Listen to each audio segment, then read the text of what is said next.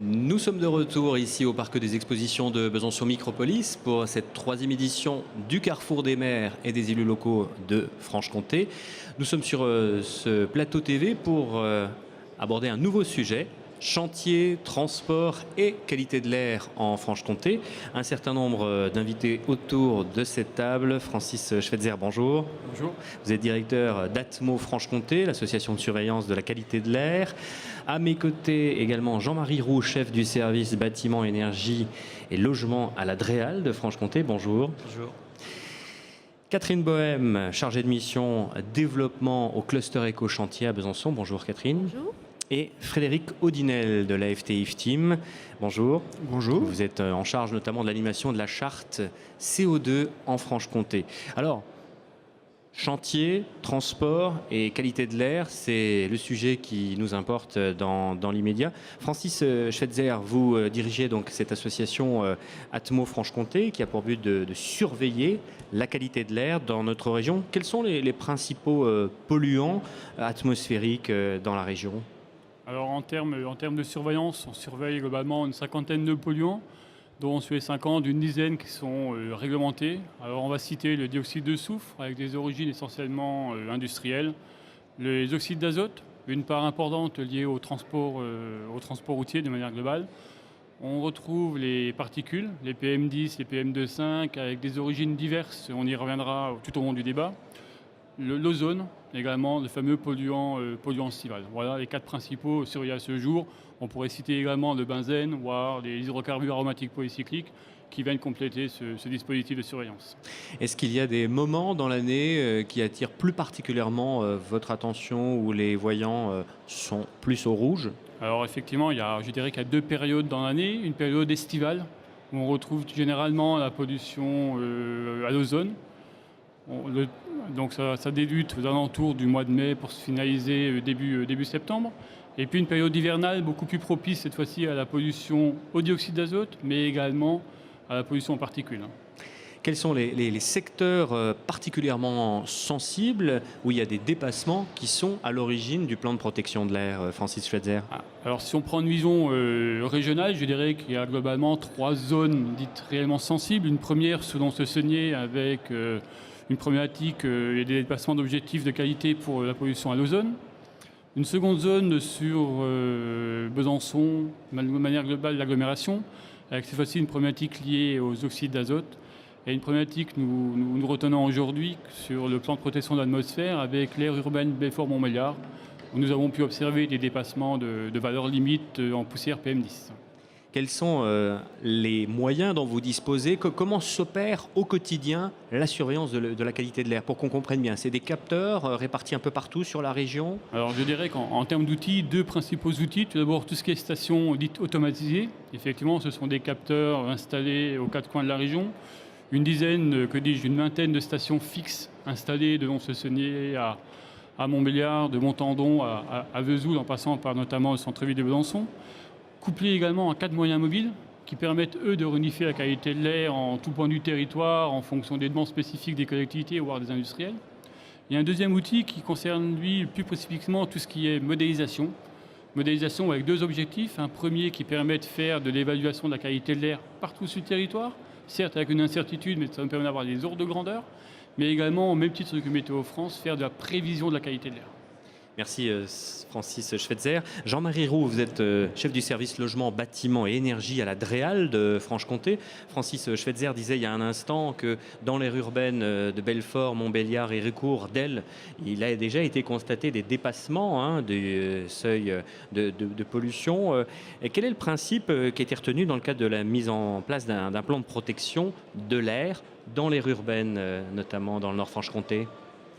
Voilà, je vais simplement rappeler que l'objectif de l'État est de protéger la santé des personnes et des populations, et c'est un sujet relativement important, et que par ailleurs, au niveau européen, il y a une obligation aux États de mettre en place des mesures de protection des personnes lorsque certains seuils sont dépassés.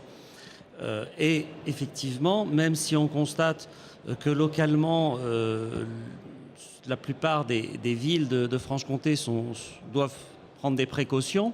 Il s'avère que sur le secteur de l'aire urbaine, donc de Belfort, Montbéliard, Héricourt-Delle, il a été constaté sur plusieurs années des dépassements en termes de particules en période hivernale. Et ceci nous rend obligatoire la mise en place de mesures. La réglementation en France passe donc par un plan de protection de l'atmosphère. Est-ce qu'on peut rentrer un peu dans le détail sur ce plan? J'imagine qu'il contient un certain nombre de mesures. Alors, ce plan de protection, si vous le permettez, dans un premier temps, je vais vous dire que ça a été déjà 2 ans de travail et de préparation qui a consisté à faire un diagnostic précis donc de la situation, une recherche des sources locales d'émissions et la mise en avant de propositions, j'insiste, adaptées parce que nous n'avons pas des dépassements extraordinaires des seuils. Donc, ce n'est pas des situations où il faut forcément prendre des mesures très fortes, des mesures efficaces, parce que ces mesures, c'est quand même pour certaines, je vous le redirai ensuite, puisqu'il s'agit pour certaines de mesures réglementaires, donc des contraintes. Donc, il faut que ces mesures soient efficaces et puis proportionnées pour que, je dirais, chaque type et chaque secteur à l'origine de ces émissions partage, qu'il y ait un certain partage entre les efforts, entre ces différents secteurs. Alors les actions, elles sont directement issues des mesures qui sont contenues dans ce plan. Ça peut des fois être contraignant, mais globalement, quel type d'action a-t-on pour passer à la protection de l'air quand c'est nécessaire? 22 mesures ont été donc décidées dans le cadre de ce plan de protection de l'atmosphère qui a été validé le 21 août 2013 par les 3 préfets des départements du Doubs, du territoire de Belfort et de la Haute-Saône, puisque ce secteur PPA comporte 199 communes. On le voit à l'écran, 22 mesures d'accompagnement réglementaire, voire d'urgence.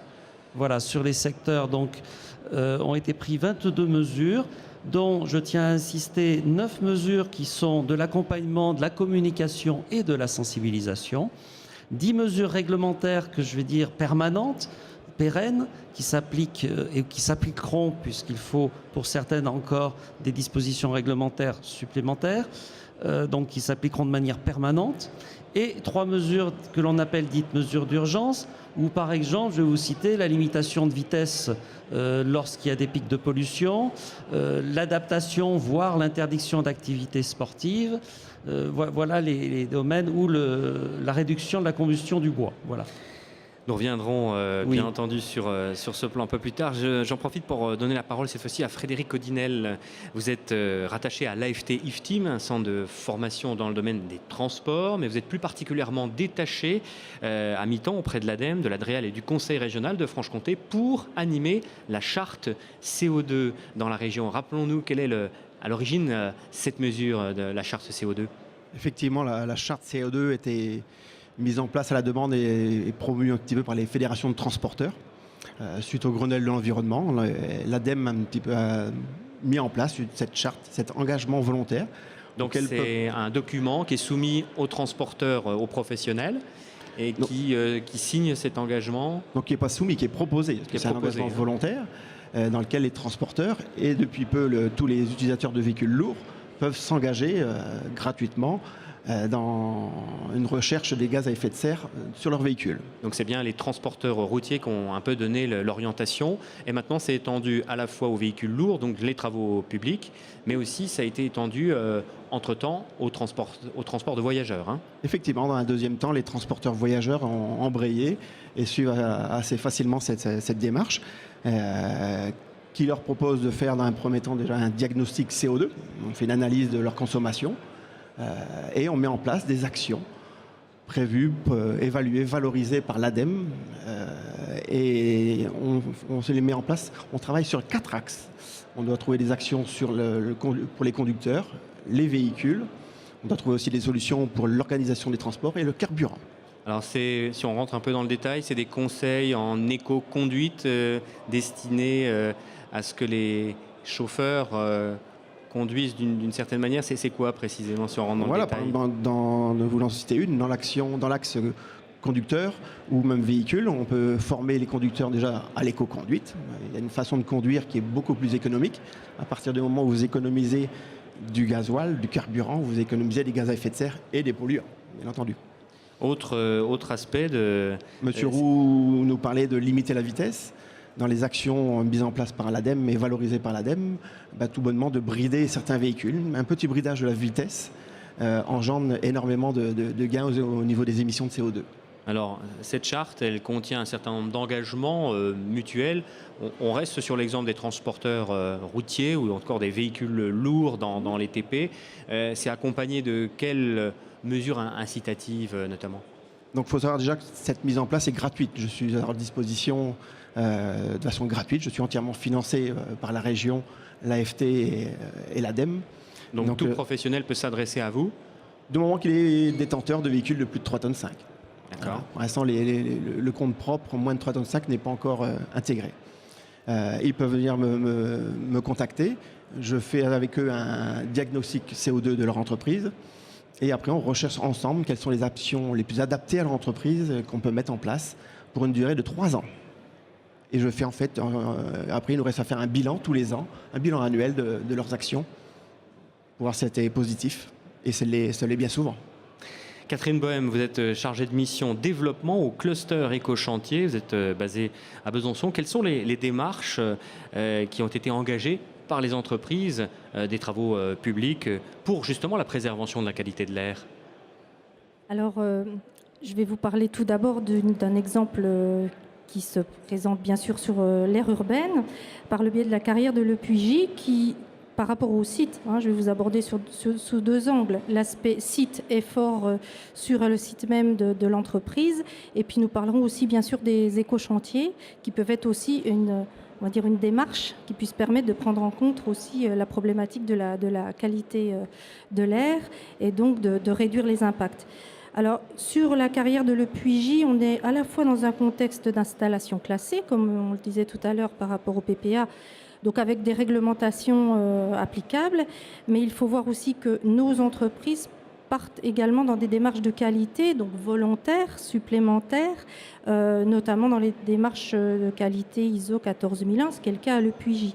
Donc j'ai quelques schémas pour vous présenter les efforts qui sont faits à la fois lors du renouvellement des installations. On le voit à l'image. Voilà, à l'image.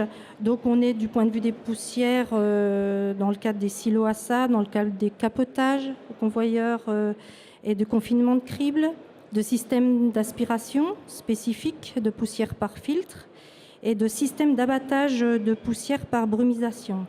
Donc ça, on va dire, c'est du domaine de l'impact sur l'air et de l'aspect réglementaire tel qu'il peut être conçu. Vient également l'exemple du schéma de production qui déporte le concassage primaire sur des fronts supérieurs de carrière. C'est un exemple type pour justement diminuer la circulation à l'intérieur de la carrière. Donc c'est un plan de circulation spécifique. Le concasseur est une machine avec un prototype optionnel, on ne va pas rentrer dans les détails, mais on est aussi sur l'intérêt du développement des technologies et de la technique, qui peut aussi contribuer par le biais des entreprises à faire évoluer le matériel. Et dans ce cadre-là, c'est important de le mentionner. Et puis, dans un 3e schéma rapide, on est sur des aménagements complémentaires. C'est très important, ça touche un peu le domaine de l'éco-chantier. On est sur des systèmes de laveurs de roues, des systèmes d'aspersion spécifiques, ou voire même des enrobés sur voie d'accès pour limiter l'envol des poussières, c'est très important. Et au-delà de ça, on revient à ce que disait M. Audinel, l'entreprise, bien sûr, rentre dans un schéma, je dirais, de sensibilisation de ces transporteurs, justement, à limiter la vitesse, à la conduite adéquate. Donc formation, information, ce qui est très important aussi, et dans le cadre du site, être aussi en soutien pour tout ce qui est sensibilisation. Est-ce qu'on peut faire un point à ce stade avec Francis Schweitzer, le directeur de l'association Atmo, des actions qui sont mises en place par anticipation, des démarches un peu vertueuses, quand on sait en matière de chantier. Ça a été le cas il y a très peu de temps à Besançon avec le chantier du tramway qui a duré un certain temps. Et il a fallu aussi prendre en compte cette notion de qualité de l'air. Quelles ont été a priori les démarches entreprises pour justement bien surveiller la qualité de l'air et veiller à ce qu'elle soit respectée? Alors, concernant effectivement le chantier du tram, on a essayé d'impulser en partenariat avec le Grand Besançon. On a essayé d'anticiper les ennuis possibles par rapport à la mise en place d'un plan de protection de l'atmosphère. Donc, ce qui a été retenu sur ces 2 années de construction du chantier du tram, c'était sur une zone privilégiée, en l'occurrence notamment sur la période de la zone de la boucle, c'est mettre en place un moyen mobile de surveillance qui mesure de manière continue les niveaux de poussière dans l'atmosphère. Et à partir d'un dépassement d'un seuil fixé conjointement avec le Grand Besançon et les autres partenaires, c'est lancer une procédure d'information, d'alerte auprès de l'ensemble des artisans présents sur le chantier pour qu'ils mettent en œuvre l'ensemble des actions d'assainissement. Ça peut être de l'arrosage, ça peut être également simplement du balayage de la voirie pour éviter la remise en suspension de ces particules. Donc c'est une opération qui a duré globalement 18 mois et en termes de bilan, certes, on y a également eu, on ne va pas se cacher, le facteur météo qui a permis de lessiver naturellement l'atmosphère, mais l'ensemble des indicateurs sont restés dans la zone verte par rapport à des possibles déclenchements. Votre avis sur cette question, Jean-Marie Roux, chef du service logement, bâtiment, énergie à la DREAL Franche-Comté. Par anticipation, ça fait partie aussi des mesures qu'il y a dans le PPA, pour reprendre l'exemple de l'aire urbaine de Belfort-Montbéliard et Récourdel. Alors, tout à fait, je rebondis sur l'exemple de Besançon, puisque nous avions une crainte, et effectivement, elle avait été partagée avec la collectivité, c'est que, effectivement, pendant les travaux, on ait des dépassements qui nous auraient entraîné ensuite à prendre des mesures, et en tout cas à faire un plan de protection, dans un contexte où, effectivement, l'utilisation du tram aura certainement comme conséquence une diminution des productions de polluants. Donc ça aurait été un petit peu dommage d'arriver pendant cette période de travaux à des dépassements significatifs. Et je pense, et je tiens à remercier effectivement tous les acteurs qui ont voulu jouer le jeu, de travailler sur cet élément. Et j'en tire comme conséquence que lorsque on s'en donne les moyens, aussi bien les collectivités, le maître d'ouvrage, que les entreprises qui travaillent sur le terrain, on arrive à faire des choses qui sont tout à fait raisonnables et économiquement supportables. Donc effectivement, le principe retenu pour le PPA sur l'aire urbaine, c'est de dire que les dépassements ne sont pas extrêmes et donc les mesures qui sont proposées ont été évaluées à un gain d'environ 12% d'émissions en moins. Si nous arrivons à faire cette marche d'ici 2-3 ans, nous aurons, je dirais, atteint un niveau souhaitable. Nous verrons ensuite s'il faut, compte tenu d'une part des évolutions potentielles de la réglementation et aussi du niveau atteint, s'il suffit de maintenir le dispositif ou s'il faut aller éventuellement plus loin. Les objectifs, vous avez partiellement répondu à la question que j'allais vous poser. Les objectifs du PPA, clairement, c'est pour réduire quantitativement les émissions de gaz à effet de serre. Est-ce qu'il y a d'autres objectifs qui sont fixés ? Le PPA de l'aire urbaine est fixé sur les dépassements donc, de particules fines, dites 10 microns, ce qui en termes techniques est peut-être un peu abrupt, qui s'appelle les PM10. Il est très probable que dans les prochaines années, on ait également un seuil pour les particules inférieures à 2,5 microns, que l'on appelle particules très fines, et qui, elles, sont encore plus agressives pour la santé. Donc, en fonction des seuils qui seront établis pour cette part de particules, nous verrons si nous sommes amenés à renforcer les mesures qui sont prises ou si les mesures qui sont prises et correctement appliquées suffisent. Catherine Bohème, je voudrais qu'on revienne un instant aux mesures, aux actions qui ont été engagées par le cluster tout particulièrement. Quelles sont-elles justement? Vous avez évoqué sur les chantiers, les mesures qui sont prises, qui sont l'organisation du travail. Quelles sont un peu les autres mesures prises à l'échelle cette fois-ci du cluster qui, je le rappelle, donc a vocation à faire travailler en collaboration à la fois le monde public, enfin, les entreprises et puis les collectivités publiques. Les collectivités et les laboratoires Et de les recherche. laboratoires de recherche. Et la technique, parce que c'est très, très important aussi dans ce cadre-là. Plusieurs choses. Dans l'axe de travail de M. Audinel, il est vrai que les activités DTP se dotent elles-mêmes d'outils d'analyse de gaz à effet de serre, qui permet dans un premier temps de prendre conscience effectivement de la consommation d'énergie, mais aussi également de pouvoir contribuer dans cette analyse au principe de la qualité de l'air, puisqu'on réduit la consommation, donc on réduit la vitesse, on est dans cet axe-là. Donc les activités se dotent... Alors on a Canopé, pour citer par exemple un logiciel très efficace qui est mis en œuvre par les canalisateurs de France. On a également Omega TP, dans un autre domaine d'activité. Voilà. Et la promotion, le cluster a pour objectif de faire la promotion de ces outils par activité, de travailler effectivement sur le pendant, c'est-à-dire au niveau des marchés publics, donc de travailler aussi avec le client pour l'introduction des variantes environnementales. C'est très important parce que ça contribue directement aussi à la prise en compte des situations du PPA.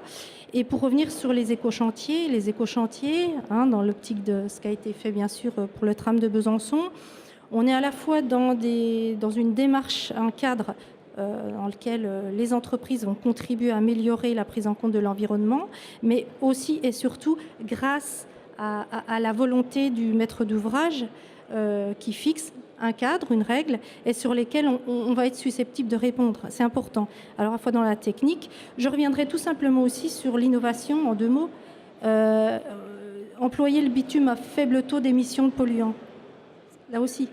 Il y a un axe de travail sur les revêtements et l'étanchéité.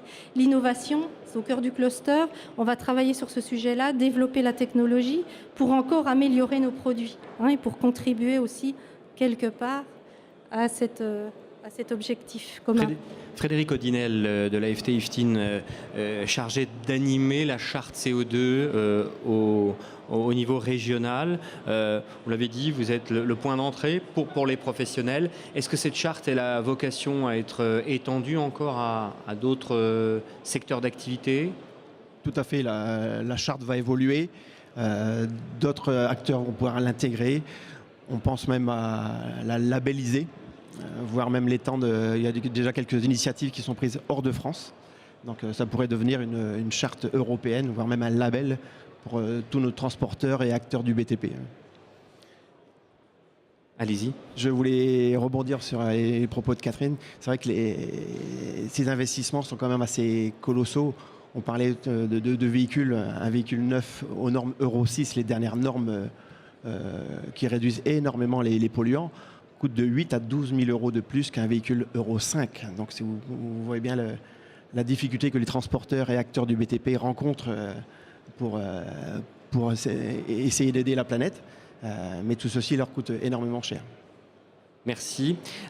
En guise un peu de conclusion, je vais redonner la parole à chacun d'entre vous. Je vais commencer par Francis Schweitzer. Chantier, transport, qualité de l'air, quel message adresser? Il faut quand même le dire, ici, au Carrefour des Mers et des élus locaux, avant tout aux élus qui vont être là pendant 2 jours sur ces thématiques qui sont parfois un petit peu difficiles à s'approprier pour les élus locaux qui sont souvent amenés à se saisir quand même de sujets assez concrets. Mais c'est quand même bien réel. Quel message peut-on délivrer? Un seul message, à vrai dire, ça serait d'anticiper les ennuis comme ça a été mené, comme le cas a été mené sur le Grand Besançon avec le service du tram, et comme on espère l'envisager avec le THNS sur les pays de Montbéliard. C'est vraiment cette anticipation qui permettra d'éviter les dépassements, prendre en amont toutes les sources d'ennuis pour justement assainir ce problème-là. Jean-Marie Roux, votre conclusion sur cette thématique qui nous réunit cet après-midi, chantier, transport et qualité de l'air en Franche-Comté. Alors peut-être un message effectivement aux élus, puisqu'on est dans le cadre du Carrefour des Mers, en disant effectivement qu'il faut travailler sur la prévention Et il faut effectivement prendre en compte l'ensemble donc des propositions de ce plan de protection de l'atmosphère, que l'on soit sur l'aire urbaine, mais aussi en dehors de cette aire urbaine, parce que effectivement la protection de l'air, c'est valable partout en Franche-Comté, pour pas dire ailleurs non plus. Peut-être de consulter notre site de la DREAL, Direction régionale de l'environnement, de l'aménagement du logement de Franche-Comté, sur lequel vous retrouverez l'ensemble des données de ce plan de protection de l'atmosphère.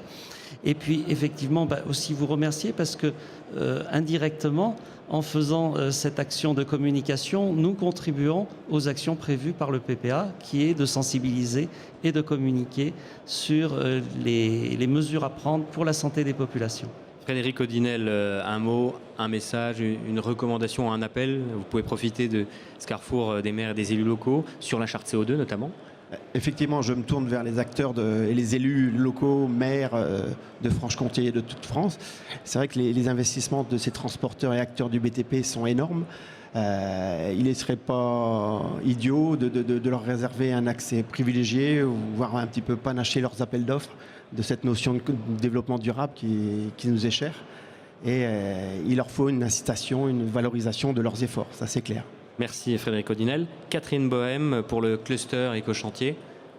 Tout simplement, effectivement, pour les élus, je suis à votre disposition pour monter des éco-chantiers en relation avec nos entreprises. Très important, c'est un cadre. Les mesures d'accompagnement en font partie. Je remercie la DREAL. Le PPA est une réelle opportunité. Voilà, dans un premier temps. Et surtout, continuons à innover avec les moyens dont on dispose localement pour faire évoluer nos méthodes de travail et puis surtout nos techniques. Merci à Catherine Bohème, à Jean-Marie Roux, à Frédéric Odinel et à Francis Schweitzer. Voilà ce que l'on pouvait dire sur ce carrefour des maires et des élus locaux, sur cette notion de chantier, de transport et de la qualité de l'air en Franche-Comté. Merci à vous.